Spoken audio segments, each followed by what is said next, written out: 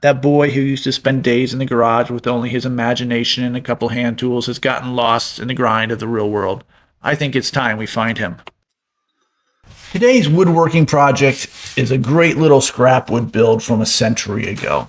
It's a folk art piece, and it's got all the things I love about building. Something old, something new, something blue. Well, bluish. Actually, the first one I saw was red, and then I found another one that was greenish blue, and I loved that one even more, so I had to build it. It's really no surprise that I would love folk art because, in its purest form, they're items made by self-taught individuals. Hello, that's me. Bold designs from local community pockets, each piece unique, carrying a sense of not only the region it was built, but also the person who built it. As far as builds, this one is pretty simple. In its most basic form, before I go all finding me on it, it's a 2 on a scale of 10, a jigsaw type build. I will, of course, be using whatever wood I have laying around, so I might have to plane it or rip it to get the width or thickness I need, but don't let that deter you. It can be done with dimensional lumber, 2x stock in fact, straight from the box store if needed. And I'll be adding some details that I think make it truly mine, but you don't need to. It's going to be pretty fun all on its own. And if everyone could do me a huge favor, comment on what level you think the basic build is on a scale of 1 to 10. Then I have a starting point to measure all future builds from. Now, I've cut the 2x4s to a rough length at the miter saw, and all I'm doing is trying to figure out the heights, widths, dimensions. The stool top is going to be 7.5 by 11 inches for now. And I'm trying to figure out if I want to use 1x or 2x material. All the older ones from the 1920s and 30s all seem to be 3/4 stock. And they looked a little spindly to me. But the 2x stock is looking a little chunky. If I had to pick perfect, I would rip all my stock down to 1 inch. A real 1 inch. But I'm going to try and do it with 2x stock. Thinking we can break the lines up a little with profile changes and shapes. If you're going store-bought lumber, you need 11 inches of a 2x8 for the top. I'm going with what I got, so I have a glue up to do.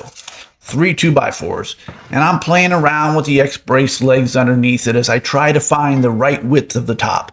For those of you that are new to the channel, I don't pre-build these items before I film. I film as I go, so you get the good, the bad, and the ugly. Table saw dragged out, I proceed to rip the edges off. I'm careful to pick the edges that don't have the knots on them. I really hate the half knot look in the middle of a glue seam.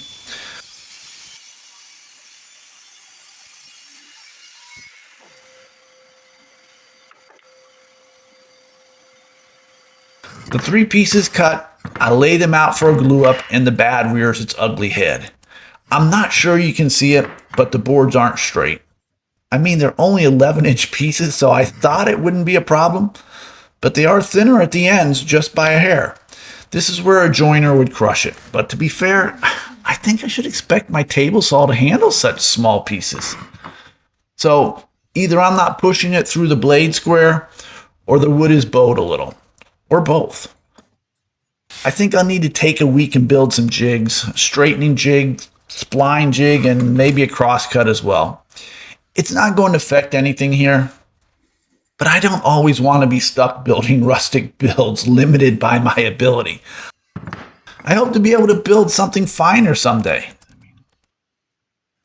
I clean them up at the table saw and glue them, clamping tighter than I wanted, drawing those ends in, but not enough to make it bow, so she'll still be flat on top.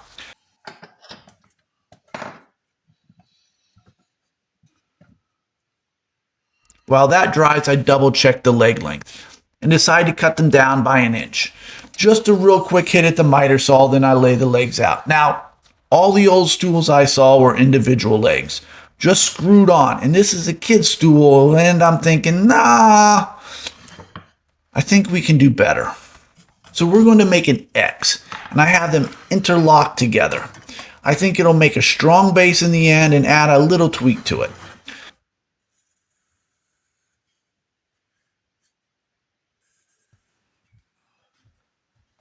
I pull the scroll saw out. You can use a bandsaw, coping saw, or as I suggested in the beginning, an old jigsaw will work just fine.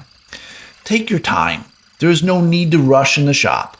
I have to remind myself of this all the time. Slow it down. This is fun. Relax, stupid. Sit back and enjoy it. Cut out, I hit up the benchtop sander with 120 degrees. I round the edges over aggressively here. Not going for uniform. Folk art was hand carved, so the last thing I want is a precision edge. Trace, copy, rinse and repeat for the second. And I followed up with a quick sanding with the orbital.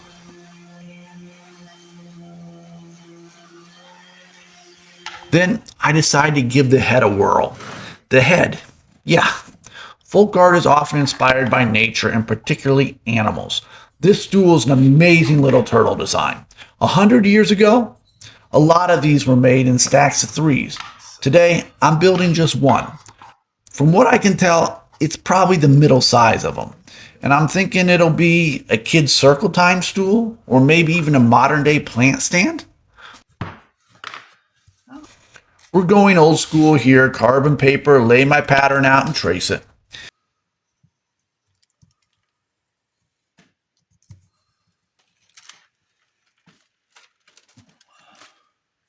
Then we hit up the scroll saw again and the sander.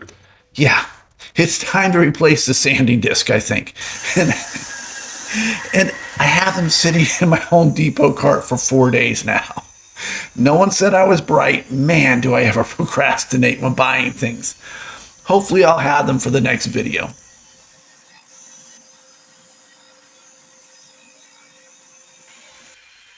I mess with the legs a touch and decide on 90 degrees. This is probably the hardest part of the basic build. We have to notch them so they fit together.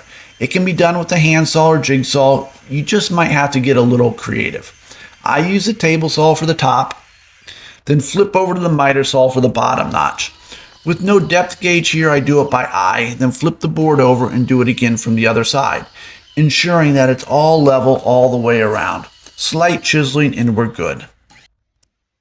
Now, I think the turtle shell is a little thick, so I'm hoping to change the profile a touch. But I haven't routed in 25 years, so I'm more than a little nervous. I just got my router and little table back 2 days ago, and for a bit, I'm using this roundover. RouterBitMall sent me this great collection of bits to try. It has so many profiles for me to check out, try, and see which ones I use the most. Then I can upgrade from steel to carbide as I need. And they have it all. 1/4 inch, 1/2 inch shank, steel or carbide. There is a link to their store in the description. Once I got into rhythm again, the new bit worked great. Change the lines and profile of that shell in an instant. If you don't have a router, sand. It's what I normally do. I cut the head and tail out, then 45 degree the ends, and round over all the edges. And here we are. Look, all we have to do is glue and screw, and the basic version is done. Paint it as you see fit. And please remember to light up the comments with what you would rank the difficulty on 1 to 10. 1 being easy, and 10 being masterclass. I have it as a 2.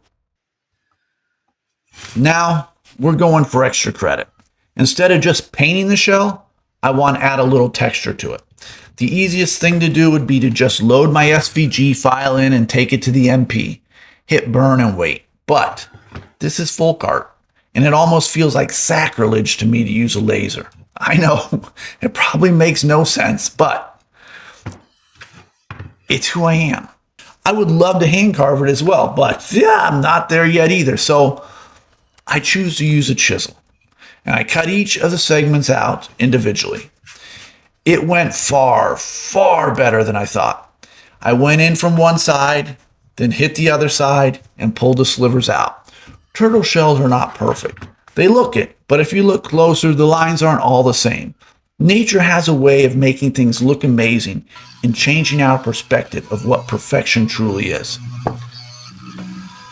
I take my Dremel out with a tiny pointed bit and do some cleaning up, then call it quits.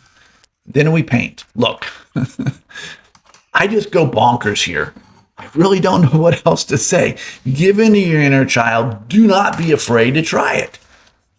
Anything. I went with black, navy, iridescent blue, turquoise, added a little green, a little bit of white, watering them down a little to get a watercolor effect, and I just mixed and matched. Colors on colors, swipes here, dots there. Then hope it'll all come out in the end.